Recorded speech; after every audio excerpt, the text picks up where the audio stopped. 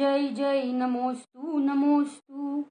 नमो अरन्ताणं नमो सिद्धाणं नमो आयर्याणं नमो वज्रायाणं नमो लोये सवसाहुणं नमः समय साराय स्वानुभूत्या चकासते चित्स्वभावाय भावाय सर्वभावान्तरचिदे वन्दितु सौवसिद्धे द्रुमचलमणोवमं गदिं पत्ते वोच्छामि समयपाहुड मृणमोऽसुध केवली भणिदम्। समयसार ग्रंथाधिराज कुंद आचार्य देव द्वारा रचित और अमृतचंद्र आचार्य देव द्वारा रचित आत्मख्याति नाम की टीका हम देख रहे हैं। एक एक गाथा में अकर्ता स्वभाव को बताया है। जैन धर्म के जो एक महान सिद्धांत है ना, अकर्तावाद का सिद्धांत, स्वतंत्रता का सिद्धांत, स्वाधीनता का सिद्धांत, वो यहाँ ये अधिकार में बताया है कि अणु अणु स्वतंत्र है, कण कण स्वतंत्र है और पर्याय पर्याय कैसी है, स्वतंत्र है। कोई किसी का कुछ भी नहीं कर सकता है, कोई किसी का भला बुरा सुखी दुखी कर सकता नहीं है। हम बहुत भाग्यशाली है कि हमें ऐसे ये जैन धर्म के क्या मिले, सिद्धांत मिले। जैन धर्म के सिद्धांत सर्वकाल में है और सार्वभौमिक है। सार्वभौमिक सत्य छे અને સર્વકાલિક છે।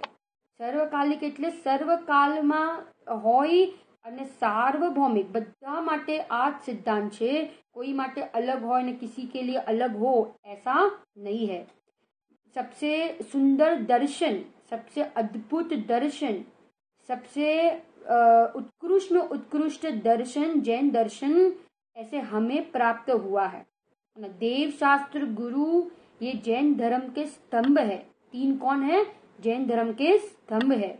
जिनेंद्र भगवान की दिव्य ध्वनि निकलती है, खिरती है, गणधर भगवान उसको झीलते हैं, आचार्यों के द्वारा वो उसकी रचना होती है, शास्त्र में लिपिबद्ध करते हैं और हमें यहाँ तक मिली, माने यहाँ तक आई, कुन आचार्य देव के निमित्त से हमें मिली और हमें गुरुदेव श्री ने इनके अर्थ समझाए। माने गुरुदेव श्री आचार्यों का, ज्ञानियों का कितना उपकार है कि हमें वे नहीं समझाते तो हम ये कर्ता बुद्धि का और अकर्ता स्वभाव की दृष्टि नहीं कर पाते, जन्म मरण का अभाव नहीं कर पाते। देखो 128 से 129 नंबर, 128 129 दो गाथा है ना, वो दो गाथा अपन साथ में लेंगे। आज प्रश्न ना उत्तर रूप गाथा कहे छे। अब अपन पहले गाथा का पाठ करते हैं। वड़ी ज्ञानमय को भाव माथी ज्ञान भावज उपजे ते कारणे ज्ञानी तना सव भाव ज्ञानमयी खरे। अज्ञानमय को भाव थी अज्ञान भावज उपजे ते कारणे अज्ञानी ना अज्ञानमय भावो बने। गाथार्थ कारण के જ્ઞાનમય ભાવમાંથી જ્ઞાનમય ભાવ જ ઉત્પન્ન થાય છે। જ્ઞાનમય ભાવમાંથી શું ઉત્પન્ન થશે? તો કે છે જ્ઞાનમય ભાવમાંથી જ્ઞાનમય ભાવ જ ઉત્પન્ન થાય છે અને અજ્ઞાનમય ભાવમાંથી જ્ઞાનમય ભાવ જ ઉત્પન્ન થાય છે। તેથી જ્ઞાનીના સર્વ ભાવ ખરેખર જ્ઞાનમય છે, જ્ઞાનમય જ હોય છે અને કારણ કે અજ્ઞાનમય ભાવમાંથી અજ્ઞાનમય ભાવ જ ઉત્પન્ન થાય છે તેથી અજ્ઞાનીના સર્વ ભાવો કેવા છે? अज्ञानमयी छे। अज्ञानी के सारे भाव अज्ञानमयी और ज्ञानी के सारे भाव ज्ञानमयी। कहते ना, शूद्र होय तो शूद्र के सारे भाव कैसे? शूद्र जैसे। जैसा कारण है ना वैसा ही कार्य होगा। जैसा कारण है वैसा कार्य होगा, माने जैसा कारण देंगे ना वैसा कार्य होगा। जैसा कारण है ऐसा नहीं, क्योंकि त्रिकाली ध्रुव भगवान आत्मा, कारण तो सबके पास है, परंतु जैसा कारण, जैसा पुरुषार्थ करेंगे वैसा कार्य होगा, जैसा कारण देंगे वैसा कार्य होगा। माने ज्ञान स्वभावी भगवान आत्मा तो सब है, ज्ञान स्वभावी कौन नहीं है? सारे जीव द्रव्य है ना। ज्ञान स्वभावी आत्मा तो બધા જ છે, પરંતુ બધા જીવો જ્ઞાની નથી। જ્ઞાન સ્વભાવી આત્મા તો સબ है, દ્રવ્ય સ્વભાવથી જો તો બધા જ્ઞાનમય છે, બધા જ્ઞાનમય છે, परंतु બધા जीवो ज्ञानी નથી। सब जीवो ज्ञानी क्यों नहीं? क्योंकि सबकी दृष्टि स्वभाव पर नहीं ना। सब अपने आप को ज्ञानमय अनुभवते नहीं है। अज्ञानी की दृष्टि राग पर है और ज्ञानी की दृष्टि ज्ञान स्वभाव पर है। दोनों में अंतर आ रहा है। एक ने पर्यायार्थिक चक्षु खोला है और एक ज्ञानी है, उसने द्रव्यार्थिक चक्षु को खोला है। इसीलिए ज्ञानी के खाने के भाव, पीने के भाव, शुभ भाव, अशुभ भाव, समय सार कहता है ज्ञानी के सारे भाव ज्ञान में। क्यों? क्योंकि वो राग का कर्ता नहीं है, वो शुभ अशुभ परिणाम का कर्ता नहीं है, परंतु वो शुभ अशुभ परिणाम का जानने वाला है। और अज्ञानी ने सब त्याग भी कर लिया हो, वन जंगल में चला गया हो, है ना, घर छोड़ दिया, स्त्री को छोड़ दी, है ना, धन आदि को छोड़ दिया, परिग्रह को छोड़ दिया और नग्न वेश धारण कर लिया, तो भी कहते हैं कि अज्ञानी के सारे भाव कैसे हैं? अज्ञानी ना सारा भाव, बद्धा भाव अज्ञानमय છે। अज्ञानी ना बद्धा भाव केवा छे? अज्ञानमय છે। क्योंकि वो अपने को उस राग का क्या मानता है? उस राग का कर्ता मानता है, और ज्ञानी का ज्ञान का कर्ता बनता है, इसलिए सारे परिणाम का क्या है? जानने वाला है। पुरुषार्थ पर आधारित है सब कुछ। किसके ऊपर आधारित है? पुरुषार्थ के ऊपर आधारित है ना। हम अहमपना, अभिप्राय कहते हैं ना, सबसे ज्यादा फल अभिप्राय का लगता है। क्रिया परिणाम और अभिप्राय आवे छे, तीन बात। क्रिया का फल नहीं, परिणामों का नहीं, परंतु अभिप्राय का फल लगता है। किसका फल लगता है? अभिप्राय। परिणाम का फल है, परंतु परिणाम से भी ज्यादा किसका फल है? अभिप्राय का फल। वो तंदुल मत्स्य था ना, तो वो मछलियां खाने की क्रिया तो नहीं करता था, परंतु बैठे बैठे उसके अभिप्राय में क्या पड़ा था कि मैं एक भी नहीं छोड़ू, तो उसको अभिप्राय का फल मिला, उसको अभिप्राय का फल मिला, है ना। इसलिए यहाँ पे दृष्टि बदलने की बात कही है कि ज्ञानी की दृष्टि बदलाई गई, ज्ञानी की दृष्टि बदल गई ना, तो उसके सारे भाव ज्ञानमय। અને અજ્ઞાનીની દ્રષ્ટિ નથી बदली तो शुक्ल लेशा के परिणाम भी हो जाए तो भी कहते हैं कि उसके सारे भाव अज्ञान में।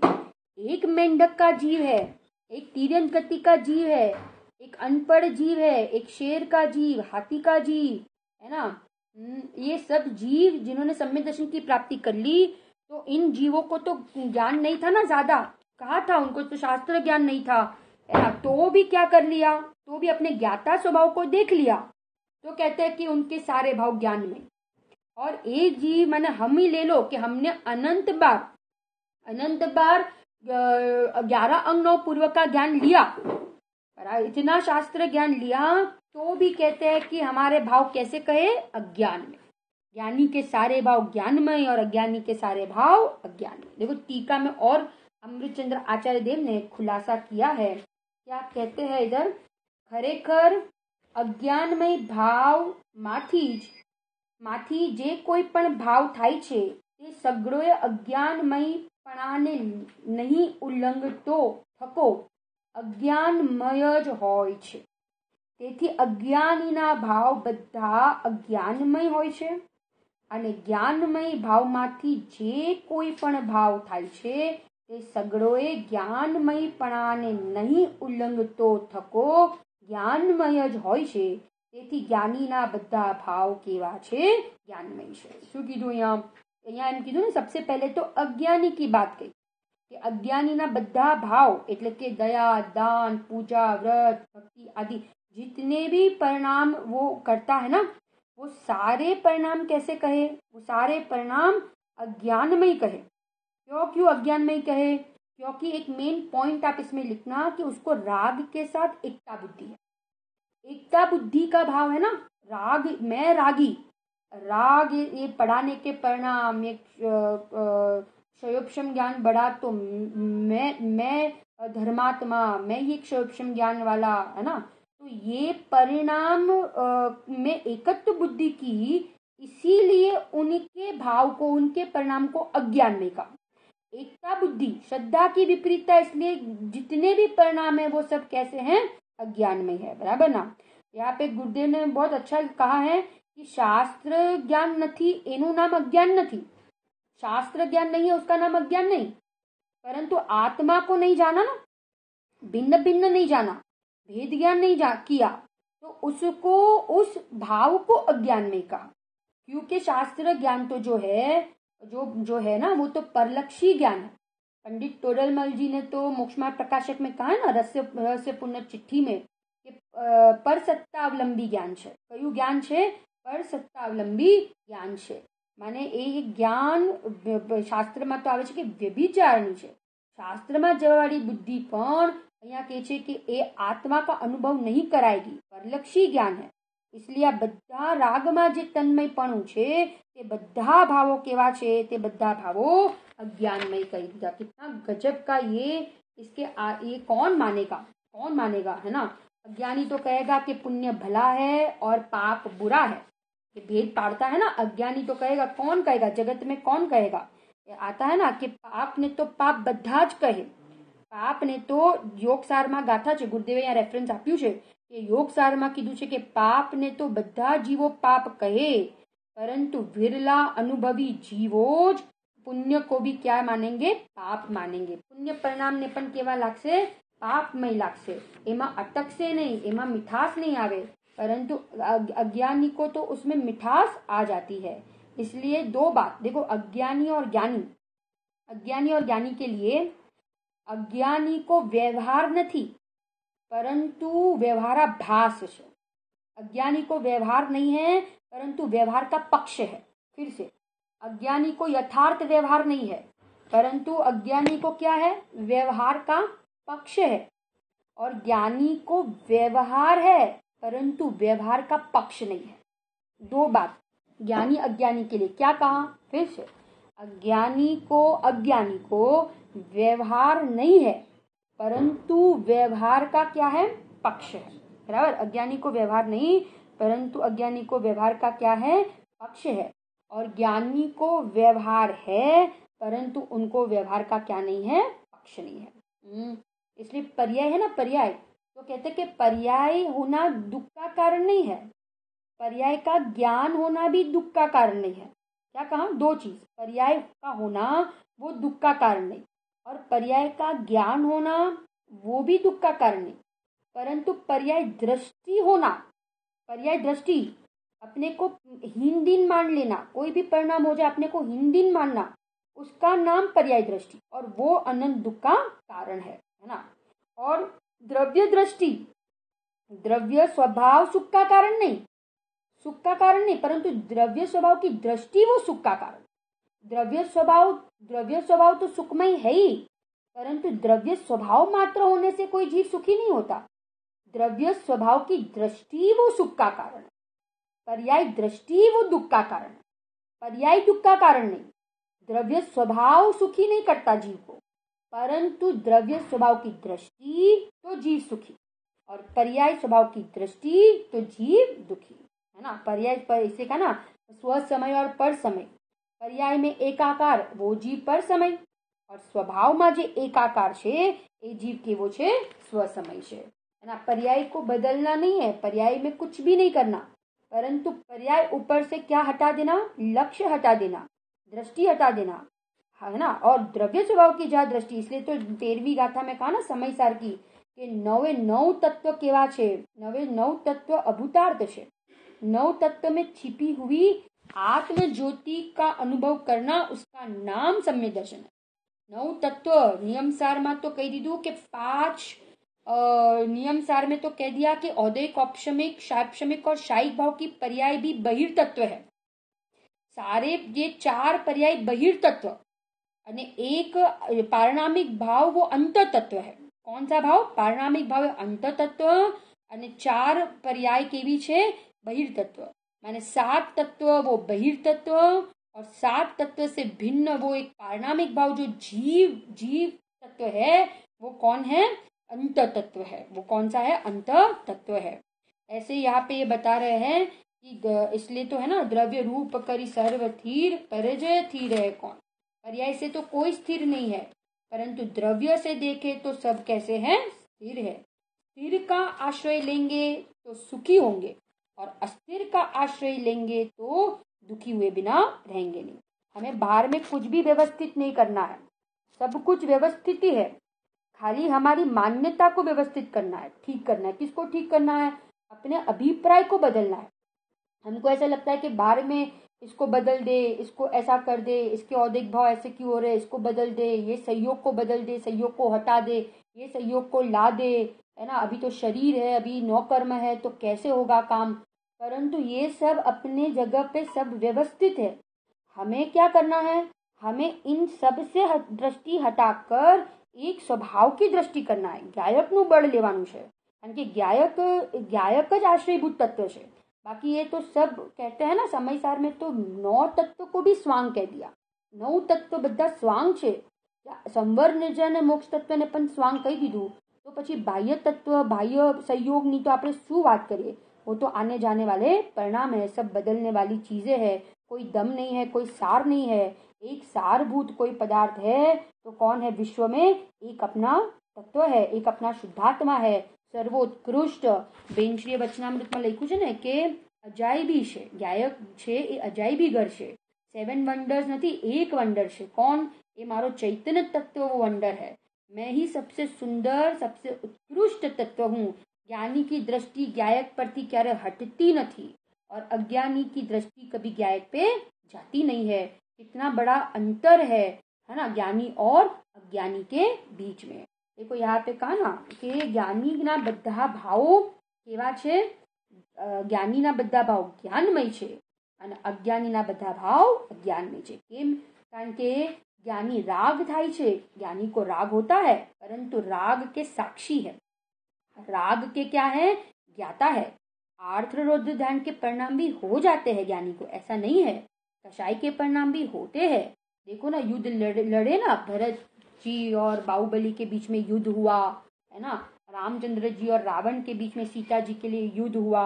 तो ज्ञानी भी लड़ाई लड़ते हैं।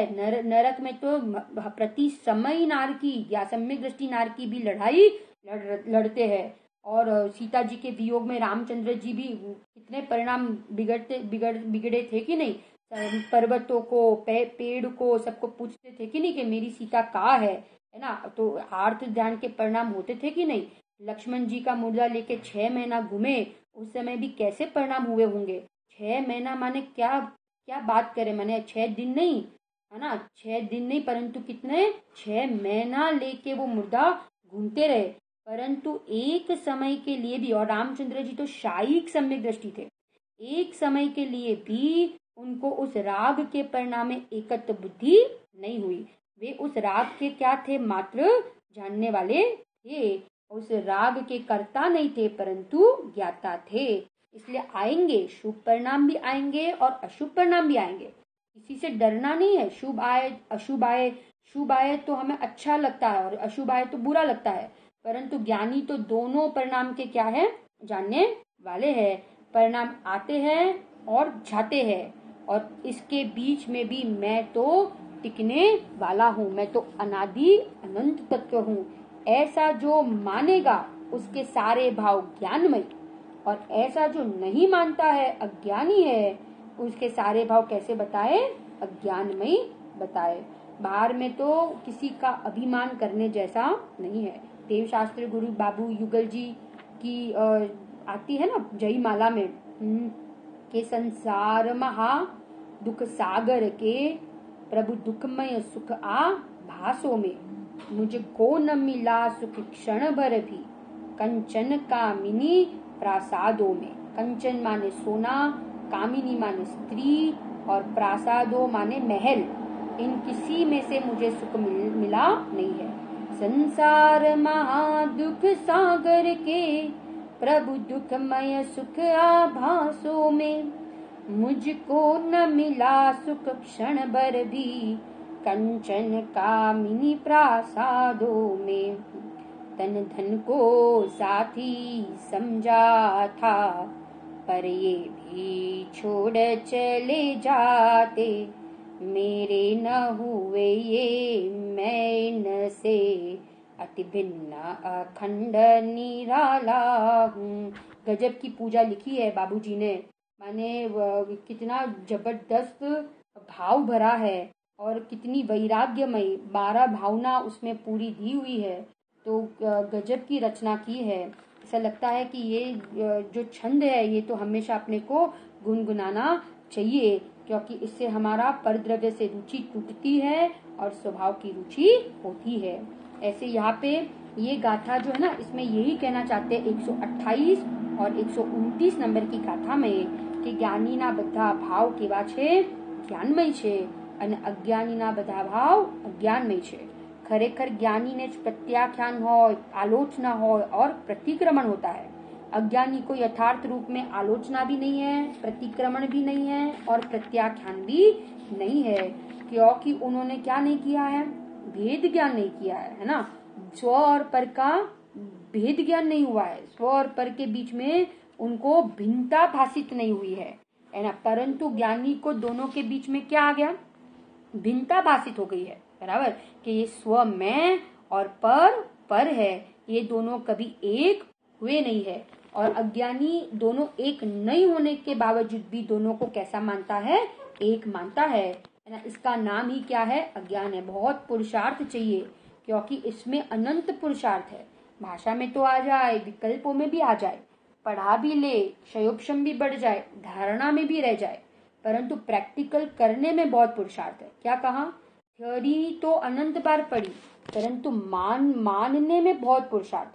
मान्यता बदले तो वो सम्यक दृष्टि, और मान्यता न बदले तो कहते हैं कि कितना भी पढ़ ले तो भी कहते हैं कि क्या है, मिथ्या दृष्टि है। इसलिए 3 प्रकार की विपरीतता आती है, 3 प्रकार की।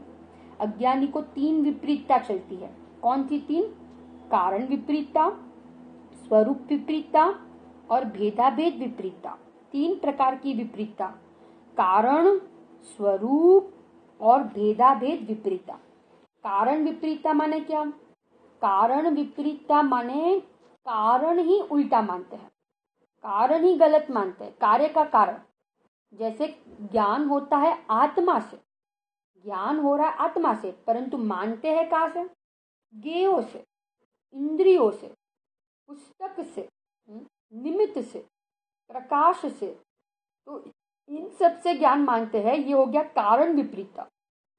स्वरूप विपरीतता क्या है? स्वरूप विपरीतता तो स्वरूप विपरीतता माने जैसा स्वरूप है वैसा नहीं मानना।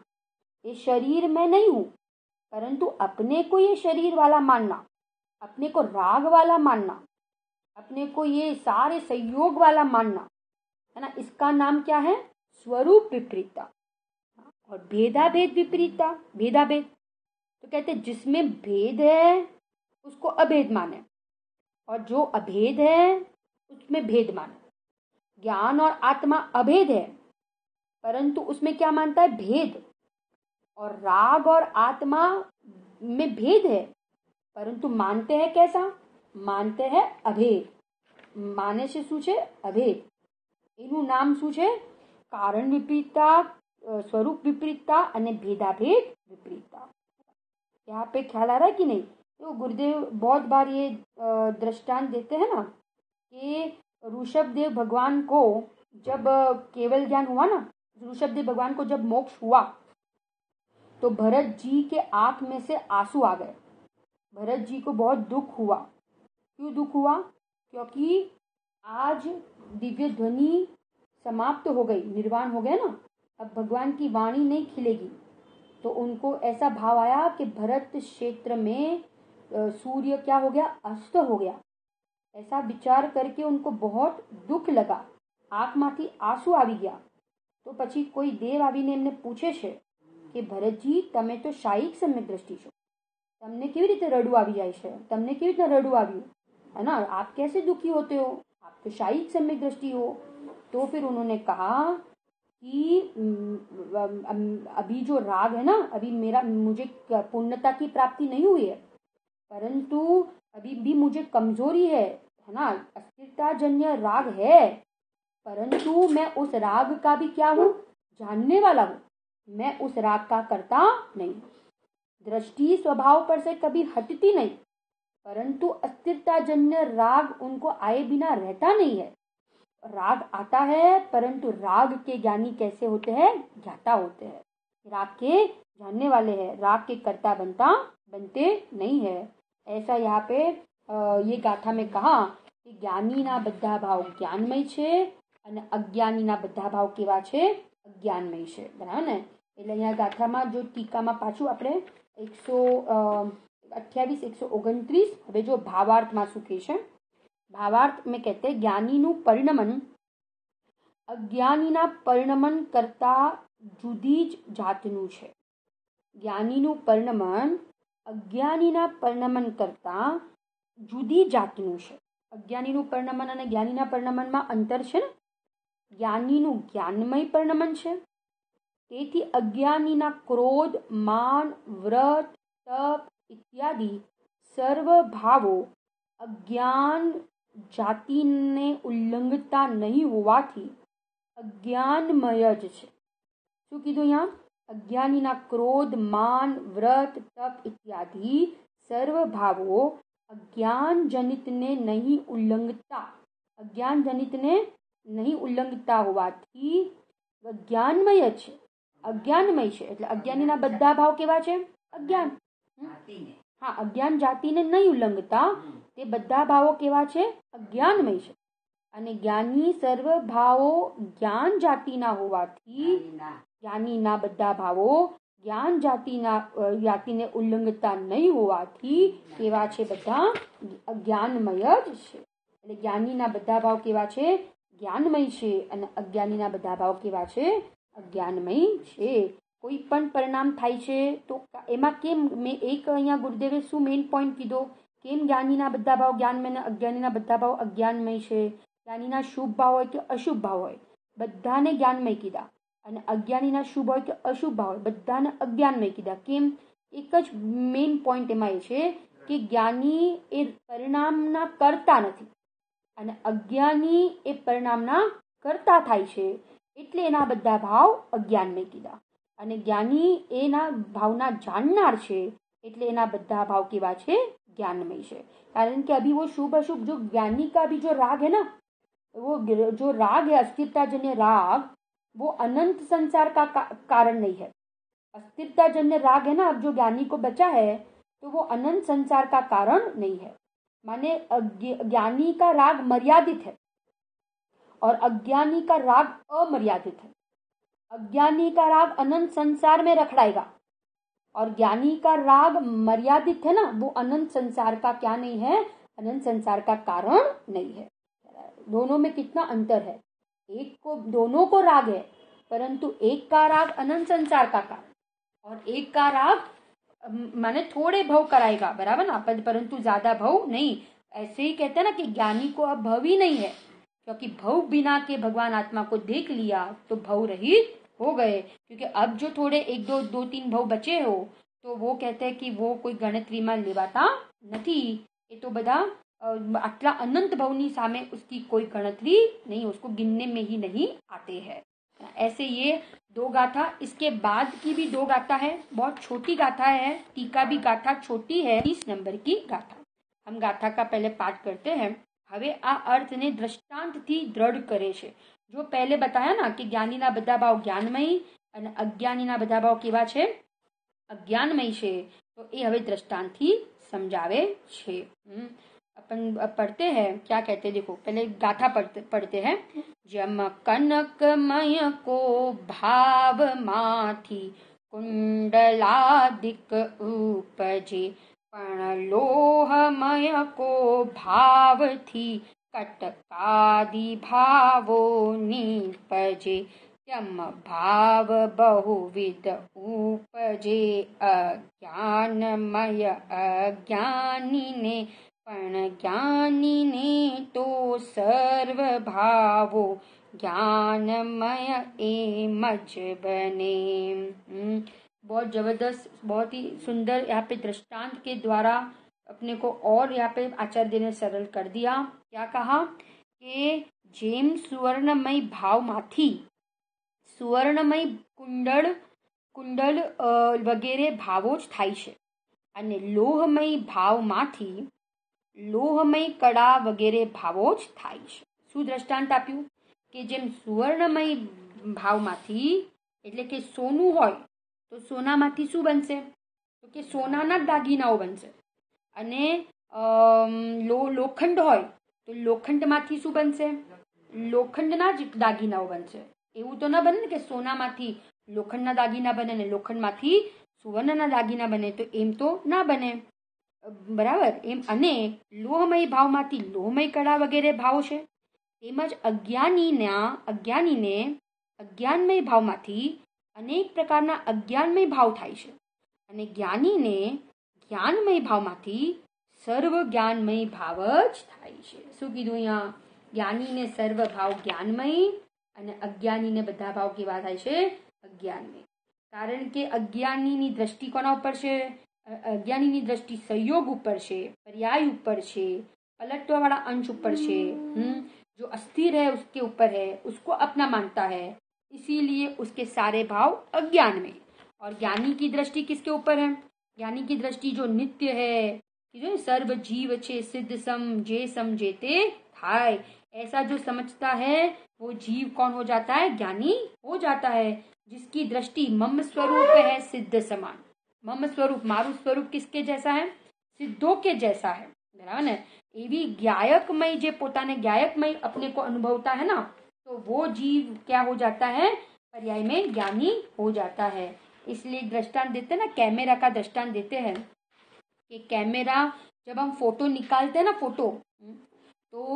फोटो निकालते हैं तो सब सामने खड़े होते हैं, है ना। तो हम क्या करते हैं कि दोनों आंख खुली नहीं रखते हैं, क्योंकि दोनों आंख खुली रखेंगे तो भी फोटो नहीं निकलेगा, दोनों आंख बंद कर देंगे तो भी फोटो नहीं निकलेगा। तो करना क्या है? फोटो कब निकलेगा? जब हम एक आंख बंद करेंगे और एक आंख को खुली रखेंगे, है ना, तो वो फोटो निकलता है। ऐसे यहाँ पे कहते हैं कि ज्ञायक का भी फोटो निकलता है ज्ञान में, परंतु क्या करना है? विधि सेम है। क्या करना है कि दोनों माने दो चक्षु दिए ना, हमें दो चक्षु दिए हैं, कौन कौन से? द्रव्यार्थिक और पर्यायार्थिक। तो दोनों चक्षुओं को बंद करेंगे ना तो भी काम नहीं होगा, दोनों चक्षुओं को खुला रखेंगे ना तो भी काम नहीं होगा। तो करना क्या है? तो कहते एक चक्षु को बंद करो और एक चक्षु को खुला रखो। कौन सी चक्षु? तो पर्यायार्थिक चक्षु को बंद करो, पर्यायार्थिक चक्षु को बंद करो।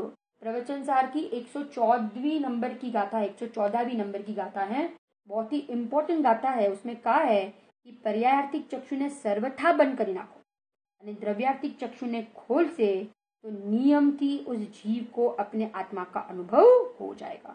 कौन सी चक्षु को खोलना और कौन सी चक्षु को बंद करना? पर्यायार्थिक चक्षु को सर्वथा बंद करना और द्रव्यार्थिक चक्षु को खोलेंगे तो नियम से क्या हो जाएगा? सम्यक दर्शन की प्राप्ति हो जाएगी। माने पूरा मार्ग मुख्य અને ગૌણ કરવાનો માર્ગ છે। કોનો માર્ગ છે? મુખ્ય અને ગૌણ કરવાનો માર્ગ છે।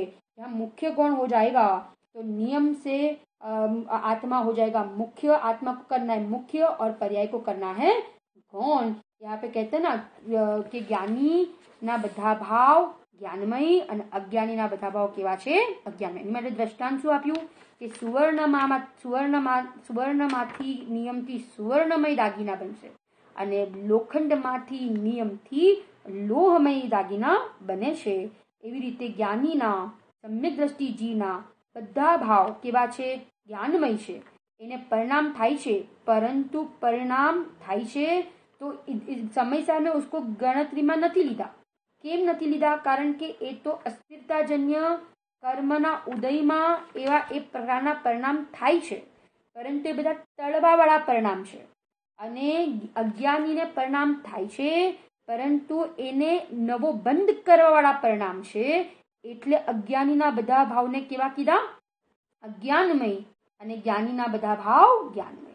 અહીંયા જો ગુરુદેવે કીધું છે કે ઘઉંમાંથી ઘઉં જ ઉગે, જવમાંથી જવ જ ઉગે, એવી રીતે જેવું કારણ આપીએ એવું कारण થાય છે. जैसा कारण देंगे वैसा क्या होगा, कार्य हुए बिना रहेगा नहीं, है ना. आप विचार करो कि अगली 24 तीर्थंकर होने वाले ना, तो कितने तीर्थंकर नरक में से आने वाले. आगामी अब जो 24 तीर्थंकर होने वाले उसमें विचार करो. अभी उधर तीर्थंकर प्रकृति का बंध निरंतर चल रहा है ना. प्रथम तीर्थंकरी जो बनने वाले ना भविष्य में, कौन बनने वाले हैं, श्रेणिक राजा महापद्म नाम के तीर्थंकर बनने वाले हैं, है ना.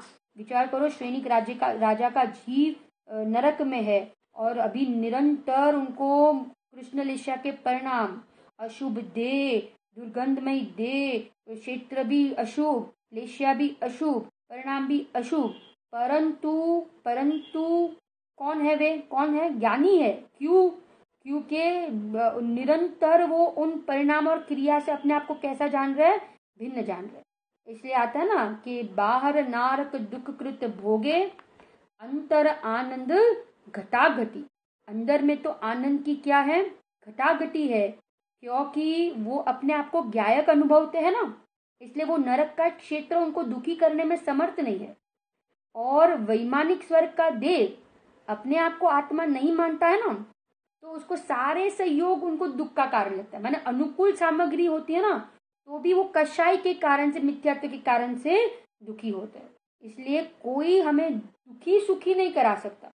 हम अपने अभिप्राय उल्टा तो दुखी, हमारा अभिप्राय सम्यक तो हम कैसे हैं, सुखी है ना.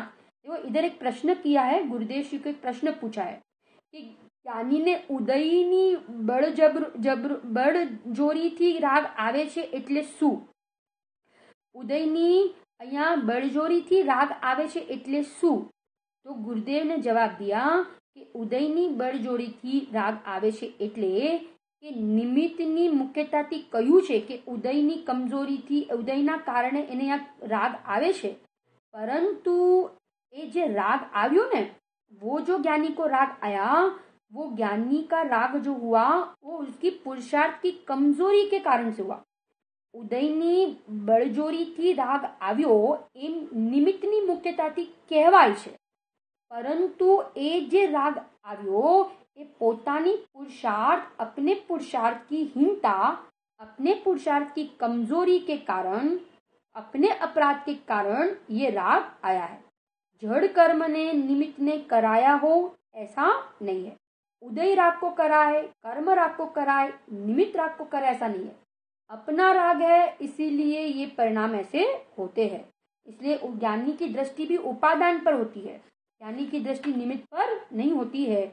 निमित्त पर डालते नहीं है, आरोप निमित्त को नहीं देते, परंतु स्वयं की भूल समझकर वो भूल टालने का उपाय करते हैं. ऐसा यहाँ पे कहा कि ज्ञानी ना बधा भाव. आ 4 गाथा में एक मेन पॉइंट ए छे कि ज्ञानी ने राग में एक तो बुद्धि नहीं, इसलिए ज्ञानी ना बधा भाव ज्ञानमय, અને અજ્ઞાનીને રાગમાં એક જ બુદ્ધિ છે એટલે અજ્ઞાનીના બધા ભાવ અજ્ઞાનમય છે. કયા ભાવ છે અજ્ઞાનીના બધા? અજ્ઞાનમય છે. મને ગુરુદેવ इसलिए कहते हैं कि एक आत्मार्थीने દિવસમાં મિનિમમ 4-6 કલાકનો સ્વાધ્યાય તો હોવો જ જોઈએ, કારણ કે वो हमें बल देता है, हमें आत्मा का पोषण कराता है, आत्मा की रुचि बढ़ाता है, हमें गायक के हम संस्कार डालते हैं, बारंबार हमें गायक याद आता है, मुख्य रहता है ना. तो इसीलिए गुरुदेव स्वाध्याय के ऊपर बहुत वजन देते थे, क्योंकि जब तक अभी आत्मा हमें याद ही नहीं आएगा, विकल्पों में भी नहीं आएगा, मुख्य नहीं होगा विकल्पों में भी, ज्ञान में, तो फिर उसका अनुभव कैसे हो पाएगा. इसीलिए हम बार बार सत्समागम स्वाध्याय के माध्यम से अपनी रुचि का पोषण, यथार्थ रुचि हो, आत्मा की रुचि हो, संस्कार डाले, क्योंकि संस्कार ही साथ में आएंगे. पूज्य बेंची के बोल में है ना, वचनामृत के बोल में, एक गाम थी बीजा गामे जीव जाए छे, तो ये एक इन्हीं साथ शू ले जाए छे, वो अपने साथ भातु लेके जाता है. ऐसे हम एक भव से दूसरे भव में कहीं जाएंगे, हम जाना तो पड़ेगा ही, क्योंकि भव तो बदलने वाले हैं, है ना. तो हम जाएंगे तो इधर से हम क्या लेके जाएंगे, हम अपने साथ तत्व ज्ञान, ये तत्व के संस्कार, ये गायक के संस्कार लेके जाएंगे, क्योंकि हमें एक गायक के अलावा और कुछ किसी की रुचि नहीं है, एक गायक ही सारभूत है। ऐसे हम संस्कार लेके जाएंगे तो नियम से हम अल्पकाल में मुक्ति रमणी की प्राप्ति कर लेंगे। इतने दुर्लभता से हमें ये सब मिला है, हम इसका सदुपयोग ना करें, हम इसकी कीमत ना करें, हमको इसकी महिमा न आए, तत्व ज्ञान की गायक की महिमा न आए, तो पंडित टोडरमल जी की भाषा में कहे कि हमारे अभाग्य की महिमा हो सकती नहीं है। इतना कहने के बावजूद भी अगर हम अपने शुद्धोपयोग का काम ना करें, वो ही बाजू में रह जाए और सब कुछ करे, तो वो तो हमने ये सब कुछ अनंत बार किया, अनंत काल से किया, कुछ भी बाकी नहीं रहा है। विचार करो कि 11 अंग 9 पूर्व में हमने क्या बाकी रखा होगा, कुछ भी बाकी नहीं रखा है, परंतु एक स्वभाव की दृष्टि नहीं की। हमें अपने स्वभाव की महिमा आए, हम अपने ध्येय को ना चुके, ऐसे विचार, ऐसे विकल्प, ऐसे उलझन में ना फंस जाए कि हम अपने चैतन्य तत्व से दूर हो जाए, हम अपने तत्व से दूर हो जाए। ऐसे राग का राग ना करे, तीव्र राग ना करे, तीव्र कषाय के परिणाम ना करे कि जिससे हमारी आत्मिक शांति नष्ट हो जाए। इस प्रकार से हम सावधान रहे, हम अपने परिणाम को संभाले, हमें अपने देवशास्त्र गुरु का सानिध्य मिले, ज्ञानियों के सत्समागम में रहे, और हम अपने आत्मा की रुचि हमारी ऐसी की ऐसी बनी रहे, उसकी वृद्धि हो और उसकी पूर्णता करके हम सब अनंत काल सिद्धालय में विराजमान हो जाए। इसी मंगल भावना के साथ हम स्वाध्याय पूरा करते हैं। 4 गाथाएं देखी हमने, 128, 129, 130 और 131। अभी इसमें जो बीच में जो कलश रह गया ना, एक कलश रह गया, और इसके बाद भी एक कलश आएगा 67 और 68, ये 2 कलश, और इसके बाद 132 से लेके 136 5 गाथाओं का वापस एक समूह आएगा। वो कल हम सुबह के स्वाध्याय में देखेंगे। ये बहुत ही जबरदस्त गाथा है, 5 गाथा है, वो हम कल सुबह के स्वाध्याय में देखेंगे। 2 कलश और ये 5 गाथाओं का समूह। मेघा भाभी जिनवाणी स्तुति लेश है, हाँ, सभी लाइन पे रहना, सभी शांति से सुनना। हाँ,